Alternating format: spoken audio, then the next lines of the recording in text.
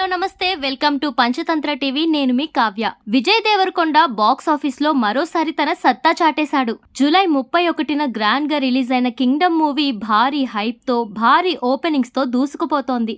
తొలి రోజే ఈ చిత్రం ప్రపంచ వ్యాప్తంగా దాదాపు 30 కోట్లు గ్రాస్ వసూలు చేసింది. తెలుగు రాష్ట్రాల్లో ఒక్కరోజే 18 కోట్లు, అమెరికాలో $1.1 మిలియన్ అంటే దాదాపు 8 కోట్లు వసూలు అయ్యాయి. అంటే మొత్తం కలెక్షన్ల పరంగా కింగ్డమ్ సినిమా బాక్స్ ఆఫీస్ లో దుమ్ము దులుపుతోంది. ఈ చిత్రానికి బ్రేక్ ఈవెన్ టార్గెట్ 110 కోట్లు. తొలి రోజే ఇలా పర్ఫామ్ చేయడంతో వీకెండ్ కి 100 కోట్ల మార్క్ అందుకోవడం ఖాయం అనిపిస్తోంది. ఈ సినిమాలో విజయ్ దేవరకొండతో పాటు భాగ్యశ్రీ బోర్సే నటించగా దర్శకత్వం గౌతమ్ తిన్ననూరి అందించారు. సితారా ఎంటర్టైన్మెంట్స్, ఫార్చ్యూన్ 4 సినిమాస్ బ్యానర్లపై సూర్య దేవర నాగవంశి, సాయి సౌజన్య నిర్మించారు. మ్యూజిక్ అందించింది సెన్సేషనల్ అనిరుద్ రవిచందర్. ఇక మరో హైలైట్ ఏమిటంటే విజయ్ ప్రేయసి రష్మిక మందాన కూడా మనం ఒక పెద్ద హిట్ కొట్టేశామంటూ ఓ పోస్ట్ పెట్టింది. దీనికి విజయ్ దేవరకొండ లవ్ సింబల్ తో రిప్లై ఇచ్చాడు. అది సోషల్ మీడియాలో వైరల్ గా మారింది. కట్ చేస్తే కింగ్డమ్ మూవీ విజయోత్సవ సభ గురించి నిర్మాత నాగవంశి చేసిన కామెంట్ ఇప్పుడు చర్చనీయాంశం అవుతోంది. మీడియా ప్రతినిధి ఒకరు